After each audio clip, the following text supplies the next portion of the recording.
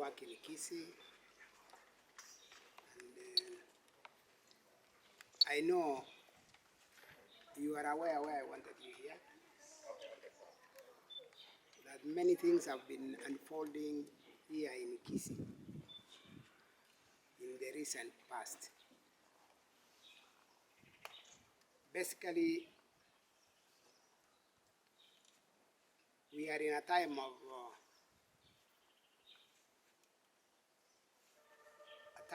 of fights and wars in government. Kisii County is in the time of wars in government. Over the last 1.5 years now since we formed the government, myself as deputy to the governor Simbarati, we have lived in a time that doesn't seem to make the county grow. The events of the last few days, the story of the impeachment of the deputy governor of Kisii, who is myself. Of course, those who do not know me, I'm the Honorable Dr. Robert Monda. Impeachment of the deputy governor is simply coming to hide the really happenings of this county. It is appearing like the time the honorable members of parliament from the Kisii region or county, some came to visit me here on a Saturday afternoon. That was perceived to be a thing that a deputy governor should not do. And it was received by my governor in a very negative light. So I should not have visitors, I should not have friends because I'm a deputy governor. Onyonga is an ODM with me and the honorable governor. Manduku also was here, is in ODM together with me. Donya is in the Azimio. We had friends from the UDA, the chief whip, the Honorable Soro, and the Honorable Chafet from Kitutu Church North, and some handful of MCAs. I live a life, I'm a social being who must be visited in politics or out of politics. Our partnership with the Governor Simba does not have an arrangement where I'll exclude my relatives, my friends, and everyone else out of my life because I'm deputy governor. That became a bad thing. Next, I was invited to a fundraising in Ramasha a few days ago. I went to Ramasha SDA Church, invited by the Honorable Boss Mairura and the area MP, Honorable Daniel Manduku. When we go to that function, it is sin. You can't go to fundraise with people perceived to be enemies to the governor. And the biggest enemy in that function was the CS, Honorable Machogu. This is another sin. I went to another function the next day to fundraise for the Catholic Church at Riatrimba, where the host was Honorable Machogu, the CS himself. While we were there, we gave our contribution. My governor, the Honorable Simbarati, sent his contribution of 100,000. So all of us, including the governor, were in that fundraising. Representatives when you send anyone, you participated in that fundraising. But that became sin. And it is what is being implied to be a reason for impeachment. The next day, Sunday, already people were generating an impeachment motion in Nairobi, where the governor was.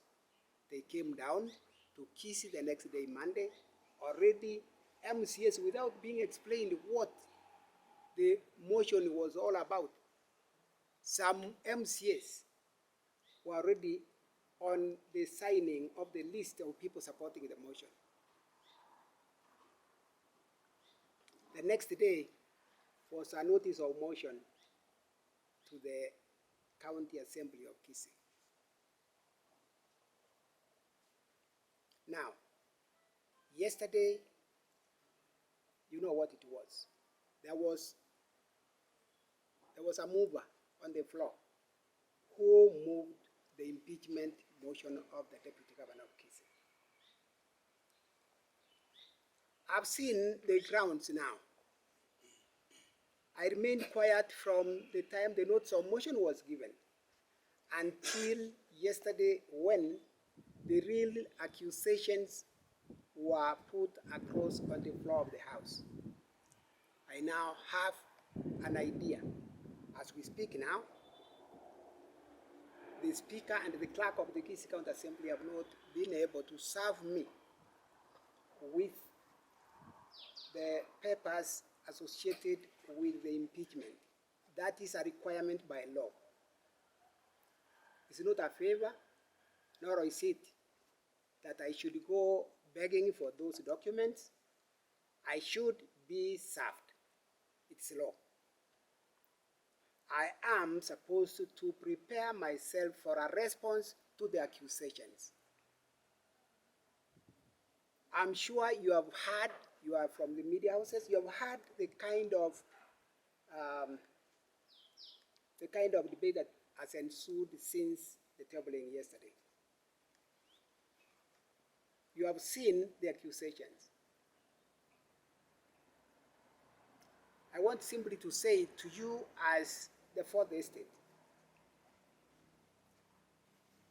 I'm ready and equal to the issues that are raised. I will respond and have them behind me, all of them. There's nowhere in the country where you'll be debating a matter between a brother and a brother in the assembly. If there was anything sensible for the assembly to discuss, I'm saying, if I arrest my brother for going into my tree chamber, cut them, split them into timber to sell, I find it is wrong if I carried a panga to cut him. That's unlawful. Arresting him by the police is what is law, so that the law takes its course. Is it afraid that he's innocent, or is convicted for the wrongdoing? What is the business of the House of the Kisii County Assembly in such a matter? If anybody was to discuss it, possibly be behind the chiefs, behind the police, it would be the chief and the village elder. Does it require a house for legislation coming to discuss this kind of thing? Who invited them? Who is the petitioner? If there was a petition, I'll wait to see if that petition will be part of the documents that will be handed over to me when the assembly gives me the papers. In all the matters they have raised, there are three. I want to see the petitioners. Who are they, and what is the petition? 3, I will tell the House again, and tell even the country, that if my brother again goes back to those trees and cut more, I will arrest him again and again.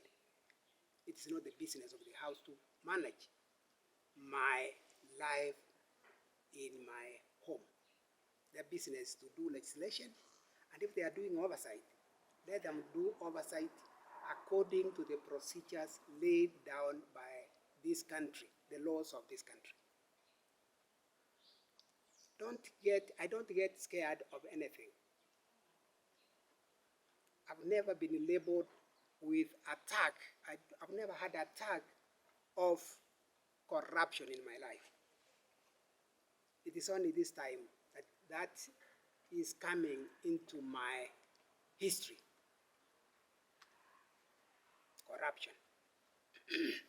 I have sufficient answers, and it is the responsibility of the holders of this motion to ensure they have a case to prosecute. I'll only tell you as the Fourth Estate and the Kenyans, the Kisii people at large. I don't have an accusation there that will stand the test of time. This motion has been brought simply to cover the many, many challenges that we have in this county. And I call you here to let you know there are such issues that we have handled over the last 1.5 years. As Deputy Governor, I will raise any issues I see with my boss, the Governor. I don't have to speak these kind of issues in public because I will be undermining the same government in which I serve. And so I've restrained myself over this period that I do not want to take part in undermining the government which I'm associated with. Now here they are. You have been here as media houses. We have had issues of excessive drivers than we need. First issue. And we ran with that in our first days in government. Does anyone know how that story ended about excessive drivers? Was the pledge to assign the excessive drivers into other new dockets? We left that story hanging. It was a story talked over,